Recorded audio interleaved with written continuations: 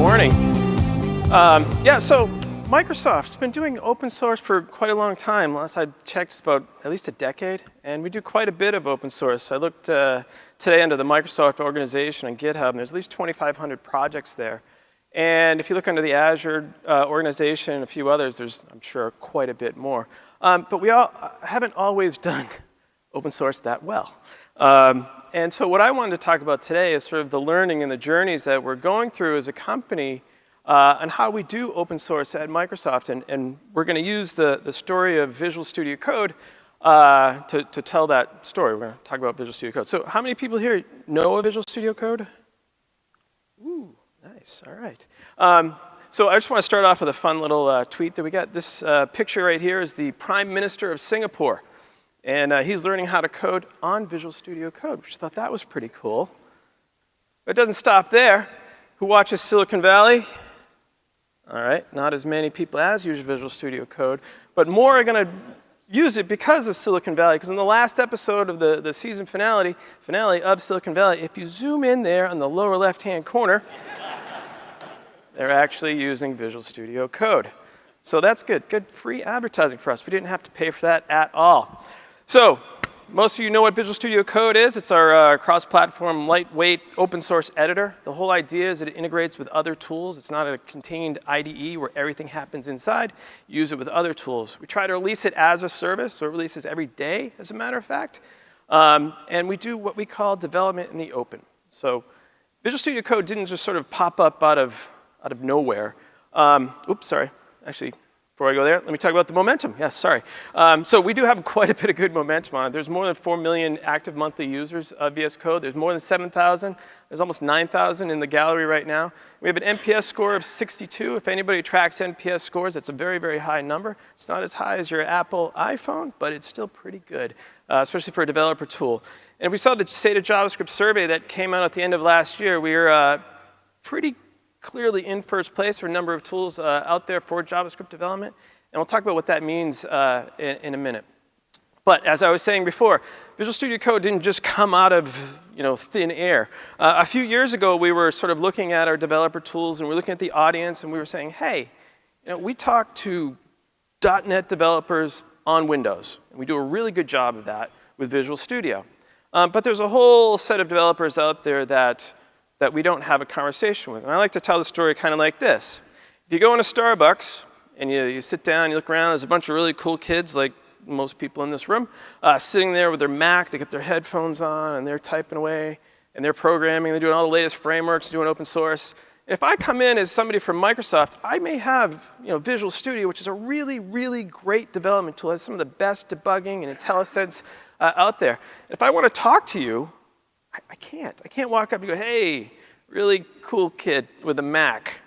I've got a great development tool for you, but in order for you to use it, you've got to close your Mac, go get a Windows machine, download a bunch of stuff, adopt .NET, all this stuff. So there was no way for us to have that conversation.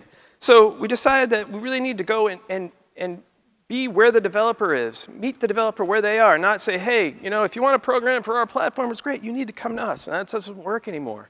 So we decided to build VS Code and build it in a way that's cross-platform, but it's open source. And we also looked at it like it can't just be open source, because the people that we're talking to are not just slinging code over the wall, which is what Microsoft has done in the past. No, we really had to embrace this idea of development in the open. And so what does that mean? So the development team for Visual Studio Code is really comprised of about 22 engineers. We're distributed globally. It's half in Redmond, half in Switzerland. But the team really consumes hundreds of open source projects in building VS Code, starting with Electron, Chromium, hundreds of node modules that we use inside VS Code. It goes on and on and on. And we contribute back to a number of these projects just because we're working on them. What we try to do is have a transparent and open roadmap, right? So everything that we do, the conversations, the planning, everything goes on GitHub first. Kind of drives some people inside Microsoft a little bit crazy because they want to have reviews of schedules and all that stuff. And we go, well, it's on GitHub. Just go look at it. It's fine. But we try to put everything there, our iteration plans, our test plans, end games. So at the beginning of every month, you can see what it is that we're actually doing. Everyone on the team participates. If you join the VS Code team, the first thing you do, it doesn't matter if you're writing documentation or doing customer research or program management, you go and you write code and you contribute back to the product. Everyone tests, everyone writes documentation. And really, this isn't like, hey, we're great, we're patting ourselves on the back, but we're really trying to live this model where the whole team participates. We're all contributing, we're all putting it back out into the world. Like I said before, we try to ship as a service, right? So we ship, daily pretty much. Not so much on the weekends, but we have something called the Insiders Release. And the Insiders Release is the exact same version that we use to build VS Code, and it ships every single day. And I really would encourage, does anybody use the Insiders build, the green icon? Okay, good. More people should use it. It helps us quite a bit. But it's rarely on the floor because we're using it, so if it's broken, then we fix it right away. And then what we do is we ship our stable monthly releases, and we always end up having a patch release at the end of the day. But we really, really work hard on trying to get a very rich set of release notes, and we try to say thank you. We actually built a tool that will go through and look at we get 100 PRs a month. It's an incredible number that we have to sort of process through. And we built a tool that actually will go through and pull out who presented them, and we make sure that we recognize people for their contributions back to the project. And what we also try to do is, not just in the development, but we try to have this sort of frontline customer engagement. There is no line between the engineering team and customers, right? We are on Twitter. We've got 165,000 followers on the @code Twitter handle, which is one of the coolest Twitter handles ever. Didn't cost us anything. Everybody asked that question. So every engineer is always participating in all those channels. So you have really a full conversation with people. With issues that come in from GitHub, there's over 100 issues a day, and we see every single one of them every day. We rotate every engineer in the team is what we call the inbox tracker, and they process every single issue that comes in. We farm them out, and we work on them. We have debt weeks, and so the past month, September, we're in October now, the September iteration was primarily about reducing our debt overall. And so we sort of really trying to work out in the open. And the hardest thing, and folks talked about this earlier, is really the learning was how to become humble and how to listen.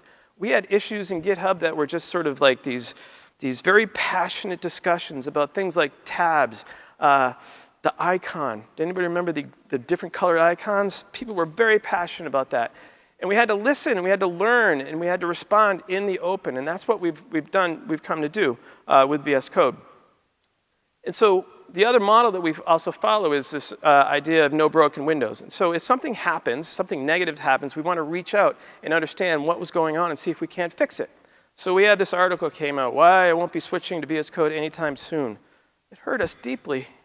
And so we reached out to this guy and we said, hey, what are the issues you're having? And actually we saw the community reaching out to this guy and saying, hey, what are the issues you're having? We didn't want to berate him, didn't want to beat him up or anything like that. We wanted to find out what the problems were and could we fix them, or were there solutions he just didn't know about? When you do that, what happens is, a week later, he begrudgingly admits that VS Code is a better. So it's just a little bit of effort, a little bit of interacting with the community, and you can turn your situations around just like this. And so what happens is when you have this community that is sort of engaged, because you're engaged with the community, it empowers growth of the product itself. And so like I said, the State of JavaScript survey, what that does, when that comes out, people say it's great, that causes other people to want to go and try the product. Over here, number 2, we have Wes Boss. Maybe Wes is here. Wes, are you here? That would be really weird. Wes wrote the book on Sublime. Like there's a book on Sublime, the Pro Power Sublime book, Wes wrote it. One day he said, hey, I got to redo my machine or something. I'm interested in what people are doing. Somebody said, hey, go try VS Code. So we did, and he found a bunch of problems. So we contacted him, and we said, what are your issues? And he went through them, and some we had solutions for, and some we added to the product. And then Wes Boss switched over to VS Code, and now he's a big supporter of us. He's got 1 million followers. Same thing with Smashing Magazine. We did some work with those folks, and they've got over 1 million followers. And so when they tweet about it, it's way more impact. Like I said, we have 160,000 followers. If you get somebody with 1 million followers and they're tweeting about the product, the whole community sort of builds upon itself.